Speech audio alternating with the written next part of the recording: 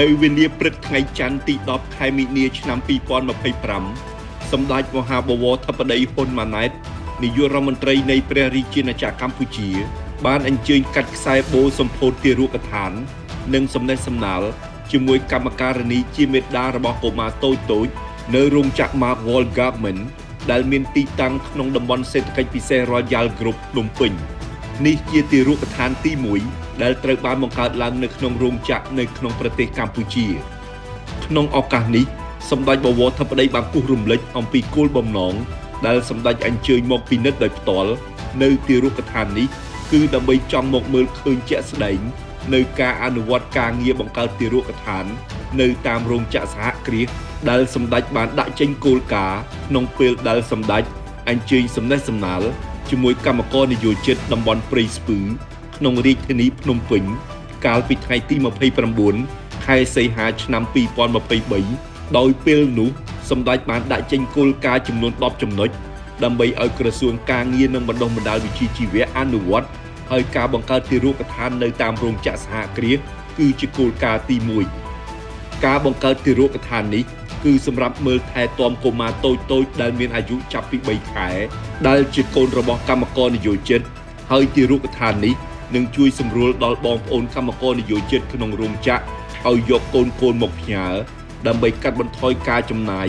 របស់បងប្អូនគណៈកម្មការនយោជិតហើយកុមារតូចៗនឹងទទួលបានការមើលថែទាំយ៉ាងយកចិត្តទុកដាក់ក្នុងនោះក៏មានការថែទាំសុខភាពនិងទទួលបាននូវអាហារូបត្ថម្ភគ្រប់គ្រាន់ដែលនឹងក្លាយជាមូលធនមនុស្សកម្ពុជាចាប់ពីតូចទៅតែម្ដងសម្ដេចបវរធិបតីមានប្រសាសន៍ថាទៅថ្ងៃក្រោយយើងនឹងរៀបចំបង្កើតទារកដ្ឋាននៅកាន់តែច្រើនបន្ថែមទៀតដោយក្នុងនោះយើងបានកំណត់ជាគោលការណ៍គឺរោងចក្រសហគ្រាសដែលមានកម្មករនយោជិតលើសពី100នាក់គឺត្រូវរៀបចំបង្កើតទារកដ្ឋាននៅក្នុងរោងចក្រសហគ្រាសនោះនៅវេលាព្រឹកថ្ងៃអង្គារទី11ខែមីនាឆ្នាំ2025សម្ដេចបវរធិបតីនាយករដ្ឋមន្ត្រីបានអញ្ជើញជាអធិបតីភាពក្នុងពិធីប្រគល់សញ្ញាបត្រជូនដល់និស្សិតជ័យលាភីចំនួន4426នាក់កម្រិតថ្នាក់បរិញ្ញាបត្ររងបរិញ្ញាបត្រនិងបរិញ្ញាបត្រជាន់ខ្ពស់នៃវិទ្យាស្ថានវណ្ណដានៅមជ្ឈមណ្ឌលសន្និបាតនិងពិព័រណ៍កោះពេជ្រក្នុងឱកាសនេះសម្ដេចបវរធិបតីបានថ្លែងថាប្រទេសមួយអាចខ្លាំងបានលុះត្រាតែមានមូលធនមនុស្សខ្លាំងប្រទេសមួយមានអរិយធម៌រុងរឿងបានលុះត្រាតែមានមូលធនមនុស្សពូកែការកសាងសង្គមជាតិមួយឲ្យរុងរឿងគឺទាមទារឲ្យមានស្ថិរភាពសង្កេតភាពនិងការពូនជ្រុងសមិទ្ធផលរក្សាសមិទ្ធផលចាស់បង្កើនសមិទ្ធផលថ្មីប្រមូលផ្ដុំកម្លាំងនិងចំណេះដឹងចំណេះធ្វើពីមួយជំនាន់ទៅមួយជំនាន់សម្ដេចបវរធិបតីបានគូបញ្ជាក់ថាការពង្រឹងធនធានមនុស្សគឺត្រូវពង្រឹងទាំងបរិមាណនិងគុណភាពបរិមាណគឺសំដៅការបើកឱកាសឲ្យបានច្រើនដល់ប្រជាពលរដ្ឋនិងគុណភាពគឺសំដៅការពង្រឹងគុណភាពសិក្សានិងគុណវុឌ្ឍិគ្រូព្រមទាំងភាពច្នៃប្រឌិតដូច្នេះយើងទាំងអស់គ្នាត្រូវខិតខំរៀនសូត្របន្ថែមនិងត្រូវរៀនពេញមួយជីវិតនេះជាប្រសាសន៍របស់សម្ដេចបវរធិបតីនៅវេលារសៀលថ្ងៃពុធទី12ខែមីនាឆ្នាំ2025សម្ដេចបវរធិបតីនាយករដ្ឋមន្ត្រីបានអនុញ្ញាតឲ្យលោកជំទាវ Christina Uwaja Santopoulos ឯកអគ្គរដ្ឋទូតហ្វាំងឡង់ប្រចាំព្រះរាជាណាចក្រកម្ពុជាដែលមាននិវេសនដ្ឋាននៅទីក្រុងបាងកកចូលជួបសម្ដែងការគួរសមនិងពិភាក្សាការងារនៅវិមានសន្តិភាពក្នុងឱកាសនៃជំនួបលោកជំទាវឯកអគ្គរដ្ឋទូតបានសម្ដែងចំណាប់អារម្មណ៍ជាខ្លាំងចំពោះការអភិវឌ្ឍរីកចម្រើនលើគ្រប់វិស័យរបស់កម្ពុជាព្រមទាំងបានអបអរសាទររាជរដ្ឋាភិបាលកម្ពុជាដែលសម្រេចបាននូវសមិទ្ធផលជាច្រើនក្នុងអំឡុងពេល2ទសវត្សរ៍ចុងក្រោយនេះលោកជំទាវឯកអគ្គរដ្ឋទូតបានវិតម្លៃខ្ពស់ចំពោះទំនាក់ទំនងដ៏ល្អរវាងហ្វាំងឡង់និងកម្ពុជាព្រមទាំងបានសម្ដែងនូវការពេញចិត្តចំពោះកិច្ចសហប្រតិបត្តិការលើវិស័យជាច្រើនជាអាចការបោះសម្អាតមីនកសិកម្មនិងការចុះបញ្ជីប័ណ្ណកម្មសិទ្ធិដីធ្លីលោកជំទាវឯកអគ្គរដ្ឋទូតក៏បានគូបញ្ជាក់ពីការបដិញ្ញាចិត្តក្នុងការពង្រឹងនិងពង្រីកកិច្ចសហប្រតិបត្តិការប្រទេសទាំងពីរឲ្យកាន់តែរីកចម្រើនរឹងមាំបន្ថែមទៀតសម្ដេចបវរធិបតីបានវិតម្លៃខ្ពស់ចំពោះទំនាក់ទំនងដ៏ល្អរវាងប្រទេសទាំងពីរដែលបច្ចុប្បន្នមានរយៈពេល55ឆ្នាំមកហើយជាមួយគ្នានេះសម្ដេចបវរធិបតីជឿជាក់ថា តួនាទីរបស់លោកជំទាវអគ្គរដ្ឋទូត នឹងចូលរួមចំណែកបន្ថែមទៀតក្នុងការពង្រឹងនិងពង្រីកទំនាក់ទំនងនិងកិច្ចសហប្រតិបត្តិការរវាងប្រទេសទាំងពីរកាន់តែរីកចម្រើនបន្ថែមទៀតសម្ដេចបវរធិបតីក៏បានលើកឡើងពីការដាក់ចេញនូវគោលនយោបាយនិងវិធានការចាំបាច់នានារបស់រាជរដ្ឋាភិបាលសម្ដៅលើកកម្ពស់ជីវភាពនិងសុខុមាលភាពរបស់ប្រជាពលរដ្ឋតាមរយៈការពង្រឹងវិស័យសុខាភិបាលការអប់រំការបណ្ដុះបណ្ដាលវិជ្ជាជីវៈនិងការបង្កើតការងារព្រមទាំងការជំរុញការតភ្ជាប់ Digital និងការអភិវឌ្ឍប្រកបដោយចីរភាពនៅវេលាព្រឹកថ្ងៃប្រហ័សទី13ខែមីនាឆ្នាំ2025សម្ដេចបវរធិបតីនាយករដ្ឋមន្ត្រីបានអនុញ្ញាតឲ្យឯកឧត្តមបាវិតលុងវ៉ាន់ឡាល់វ៉ាវណាឯកអគ្គរដ្ឋទូតឥណ្ឌាប្រចាំព្រះរាជាណាចក្រកម្ពុជាចូលជួបសម្ដែងការគួរសមនិងពិភាក្សាការងារនៅវិមានសន្តិភាព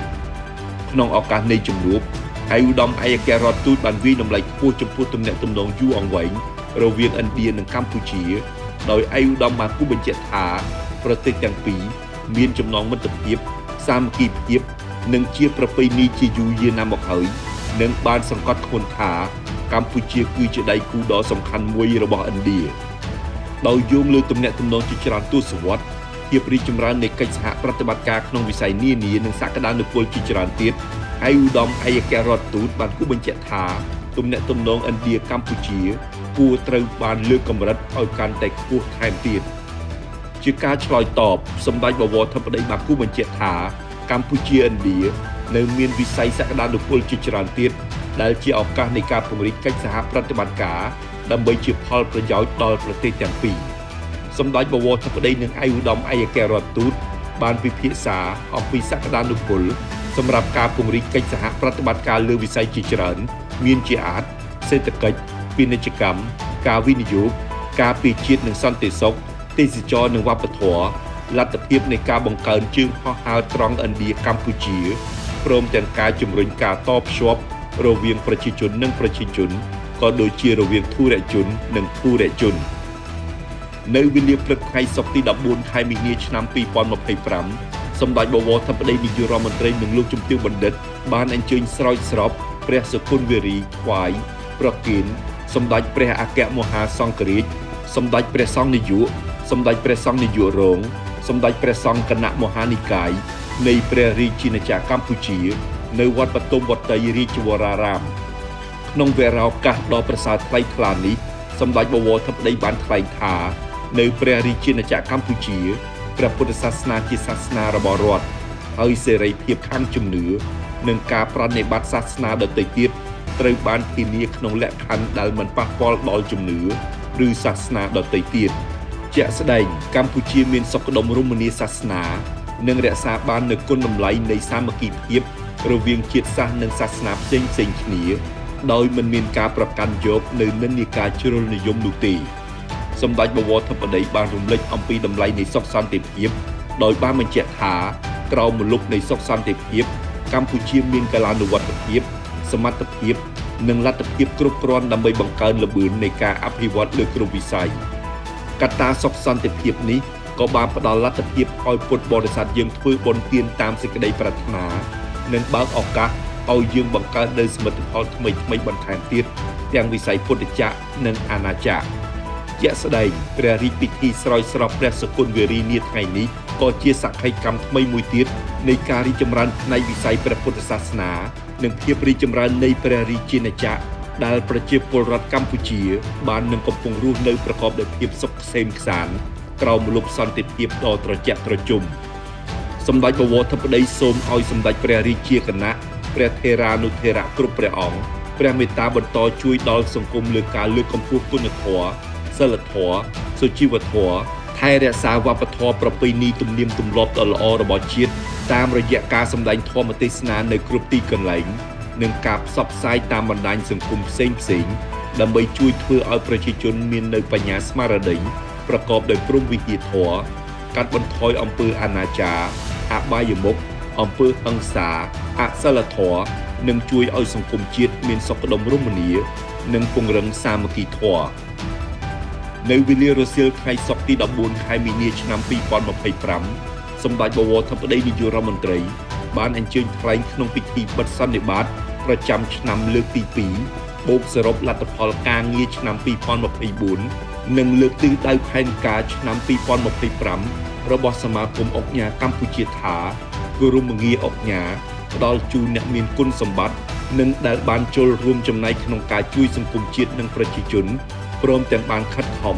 និងទទួលផលពីការតស៊ូរបស់ខ្លួនក្រោមសុខសន្តិភាពរបស់ប្រទេសហើយការរីកចម្រើននេះមិនត្រឹមតែសម្រាប់ផ្ទាល់ខ្លួនទេប៉ុន្តែសម្រាប់ជួយដល់អ្នកពាក់ព័ន្ធបុគ្គលិកនិងការរួមចំណែកក្នុងការកសាងសមិទ្ធផលសង្គមកិច្ចការមនុស្សធម៌និងជួយអ្នកដទៃសម្ដេចបវរធិបតីក៏បានស្នើឲ្យសមាជិកសមាជិកាទាំងអស់នៃសមាគមអង្គការកម្ពុជាថែរក្សាកិត្តិនាមកិត្តិយសនិងគុណសម្បត្តិដ៏ល្អផូរផង់នេះសម្រាប់បន្តជួយដល់សង្គមជាតិនិងគោរមងារដ៏មានតម្លៃឲ្យបានយូរអង្វែងសម្ដេចបវរធិបតីបានលើកឡើងថាវិស័យឯកជនដើរតួនាទីសំខាន់ជាចលកររបស់សេដ្ឋកិច្ចជាតិនិងជាដៃគូរបស់រាជរដ្ឋាភិបាលក្នុងការជំរុញការអភិវឌ្ឍសេដ្ឋកិច្ចដោយចីរភាពនិងបានថ្លែងអំណរគុណដល់សភាពាណិជ្ជកម្មកម្ពុជានិងសមាគមអង្គការកម្ពុជាដែលបានផ្ដល់ការសហការគាំទ្រនិងធ្វើសកម្មភាពយ៉ាងសកម្មក្នុងការភ្ជាប់វិស័យឯកជនជាមួយវិស័យឯកជនដែលបង្កើនភាពទាក់ទាញនិងជំរុញការវិនិយោគឲ្យមានសន្ទុះកើនឡើងគួរឲ្យកត់សម្គាល់ជាលទ្ធផលគួរជាទីមោទនៈនៅក្នុងឆ្នាំ2024កម្ពុជាទទួលបានការស្នើសុំនិងអនុម័តគម្រោងជាផ្លូវការចំនួន414គម្រោងស្មើនឹងទឹកប្រាក់ជាង8.8 ប៊ីលានដុល្លារអាមេរិកគឺជាឆ្នាំដែលមានការវិនិយោគច្រើនជាងគេមិនធ្លាប់មាននៅកម្ពុជាតមកនៅវេលាយប់ថ្ងៃសុក្រទី14ខែមីនាឆ្នាំ2025សម្ដេចបវរធិបតីនាយករដ្ឋមន្ត្រីនិងលោកជំទាវបណ្ឌិតបានអញ្ជើញចូលរួមជាមួយសម្ដេចអគ្គមហាសេនាបតីតេជោហ៊ុនសែនប្រមុខរដ្ឋស្ដីទីនៃព្រះរាជាណាចក្រកម្ពុជានិងជាប្រធានកិត្តិយសសមាគមអង្គការកម្ពុជាក្នុងពិធីអបអរសាទរសន្និបាតប្រចាំឆ្នាំលើកទី2និងពិសាភោជនាហារសាមគ្គីជាមួយគ្រួសារសមាគមអង្គការកម្ពុជានៅអគារ The Premier Center សែនសុខពិធីនេះបានប្រព្រឹត្តទៅក្រោមបរិយាកាសស្និទ្ធស្នាលនិងសប្បាយរីករាយក្នុងមហាគ្រួសារខ្មែរតែមួយ